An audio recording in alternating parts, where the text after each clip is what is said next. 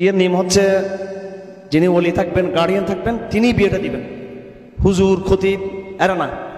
মেয়ের যদি বাবা থাকে বাবা দিবেন, বাবা না থাকলে ভাই দিবেন, চাচা দিবেন, ওনারা বিয়ে দিবেন। আলহামদুলিল্লাহ, আমি কবুল করলাম। বারাকাল্লাহু লাকা ওয়া বারাকা আলাইকুম ওয়া জামা বাইনাকুমা ফি খায়র। জি, খেজুর দিয়ে দেন। একটা ওয়াজ করে যে মোহর কম দিবা, আরেকটা ওয়াজ করে খালি স্বামীর খেদমত। এই দুটা ওয়াজ একবারে মানে পুরো দেশ একেবারে তোলপাট। এটা আলেমদের বয়ান। ব্যাপারটা আসলে সেরকম না। ব্যাপারটা হলো মোহরটা কম দিতে বলছে। মোহরের পরে, মোহর ছাড়া আপনি মেয়েকে একটা ফ্ল্যাট বাড়ি দেন, দুইটা ফ্ল্যাট বাড়ি দেন, তাকে গাড়ি দেন, তাকে বড় বড় প্লট কিনে দেন, এটা ইসলাম খুশি আছে এটার পরে। জাস্ট বিগিনিংটা হবে খুব কম, শুরুটা, যাতে সমাজের মধ্যে বেবিচার পথ বন্ধ হয়ে বিয়েটা যাতে ইজি হয়ে যায়। এই জন্য মোহরটাকে কম রাখতে বলছে। কিন্তু আমাদের যখন আমরা কথা বলি, এমনভাবে মোহর কম করার ফজিলত বলি, তখন একটা কনসেপশন তৈরি হয় যে সারা জীবন মনে হয় পুরুষ মেয়েকে কম দিতে থাকবে, শাড়িটাও তার নর্মাল হবে, অত তার সামর্থ্য আছে, কিন্তু এরপরে অন্য জায়গায় সে পরকিয়া করবে, তাকে সব কিছু দিবে। এইভাবে কিন্তু কথাগুলো আমাদের সামাজিক ক্রাইসিস। এগুলো একজন স্ত্রীকে স্বামী সব কিছু দিতে পারবে, সব কিছু দিবে, তাকে লক্ষ কোটি টাকা, তাকে যার যত সামর্থ্য সে তার স্ত্রীকে দিবে। বাকি মোহরটা যেহেতু শুরু, যাতে মানুষ বিয়েকে ভয় না পায়, এই জন্য মোহরটা কম রাখতে বলা হয়েছে। এরপর আরেকটা ওয়াজ যেটা আমরা করি যে খালি সব ওয়াজ মেয়েদের জন্য, স্বামীর কি করা, খেদমত করা, যেন মনে হয় যেন স্বামীর কোনো কি নাই, কোনো কর্তব্য নাই। এখন আমার কাছে যত কেস বিগত 25 বছর আসছে, আমি যত যে 25 বছর আমার শিক্ষকতার জীবনে বা ফতোয়ার দেখলাম যে এখানে মেয়ে ছেলে সমান সমান দোষী এখানে। এবং ছেলেদের পক্ষ থেকে প্রচুর জুলুমের শিকার মেয়েরা হয়। এমনকি দুঃখের সাথে বলতে হচ্ছে, আমাদের যারা দিনদার ছেলে যারা আছে, প্র্যাকটিসিং যারা নিজেকে মনে করে, এরাও কিন্তু নারীদের কিন্তু অধিকার নষ্ট করে এরা। তো এগুলো সাবধান থাকতে হবে। তো শহীদ ভাই, আমি যে বলতেছি মোহর বেশি হয়ে গেছে, তো আমি মোহর বলবো কিন্তু 3 লাখ টাকা, আর বাকি 7 লাখ টাকা উনি এমনি দিয়ে দিবে। এটা ওনার যেহেতু ওয়াদা করে বলছে দিতে হবে। কিন্তু এটা কত টাকা টোটাল? 12 লাখ। হ্যাঁ, কত?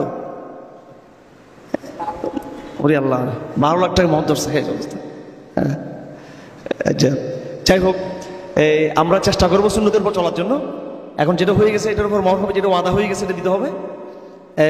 মোহরে ফাতিমের উপর হোক বা সুন্নতের উপর মোহরটা হবে। মোহরে ফাতিমে যে খুব জরুরি তা না, অনেকে তো মোহরে ফাতিমেরও কি নেই, সামর্থ্য নেই। যাই হোক, আর কথা দীর্ঘিত না করি, ওনারা মেহমানরা এখানে আছেন। আর কোনো কথা আছে এখানে? আচ্ছা আচ্ছা, বাকি থাকবে। এই বাকি থাকাটাও কিন্তু আবার শরীরে অ্যালাউ করে না। যতটুকু আদা করবেন ওইটাও কিন্তু দিয়ে ফেলার চেষ্টা করতে হবে ইনশাল। আচ্ছা আচ্ছা, হাদিস শরীফে আছে ক্বাল রাসূলুল্লাহ সাল্লাল্লাহু আলাইহি ওয়াসাল্লাম আযমুন নিকাহ বারাকাতান আইসারুহা মাউনাতান। সবচেয়ে বরকতময় বিবাহ হলো যেটাতে লৌকিকতা কম থাকবে এবং যেটা এক্সপেন্সিভ হবে না, বিয়ের যে ফাংশনগুলো শুরু দিয়ে। এই জন্য সুন্নতের পথে থাকার চেষ্টা করবেন ইনশাআল্লাহ। আল্লাহ পাকে দাম্পত্য জীবনকে সুখী করুক।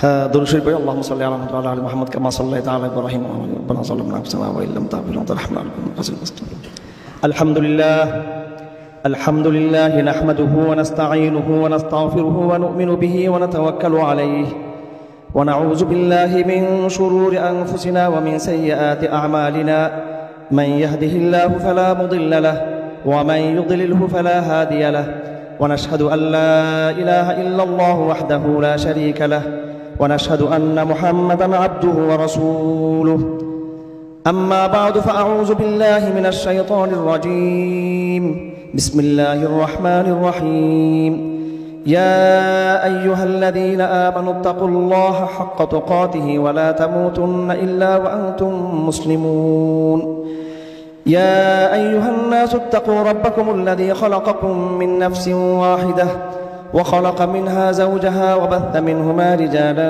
كثيرا ونساء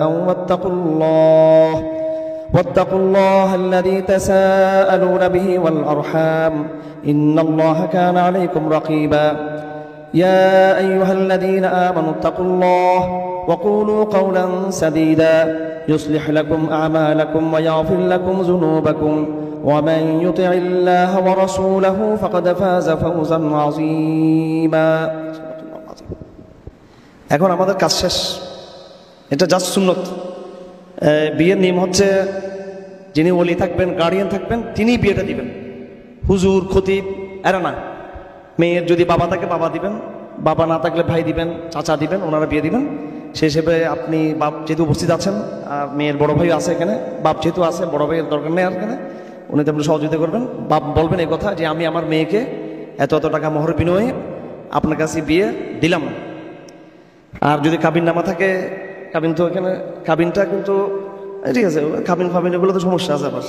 এগুলো 1900 সালের যে এই আইয়ুব খান আমলের একটা দুইটা ধারাতে সমস্যা আছে। তো যদি কাবিন মানতে হয় আপনারা এইভাবে বলবো, প্রচলিত কাবিনের শরিয়া সম্মত ধারা মোতাবেক, প্রায় ধারাগুলো ঠিক আছে, একটা দুইটা ধারাতে সমস্যা আর কি। তো বলার সময় বলবো আমি আমার মেয়েকে বা বোনকে বিয়ে দিলাম প্রচলিত কাবিনের শরিয়া সম্মত ধারা মোতাবেক, এই কথাগুলো বলতে হবে, এইভাবে বলতে হবে। ঠিক আছে ইনশাল্লাহ।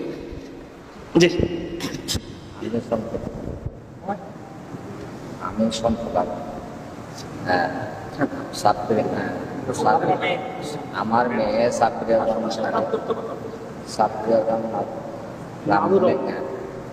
মা বাবা আমার রাত্রি সদরেকে আমি বিয়ে দিলাম। কত টাকা? 12 লক্ষ টাকা, আর বাকি 6 লক্ষ নগদ। শুনছেন সব? খবর করলেন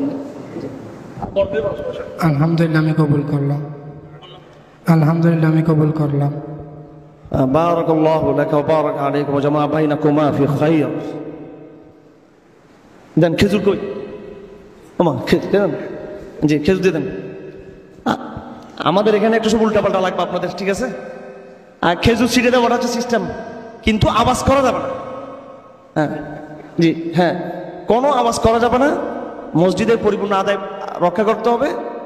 এবং ছিটিয়ে দিলে কোনো সমস্যা না। অনেকে মনে করে মসজিদে খেজুর ছিটিয়ে দেওয়া যাবে না, ছিটিয়ে দেওয়া যাবে, কিন্তু হই হুল্লোড় করা যাবে না।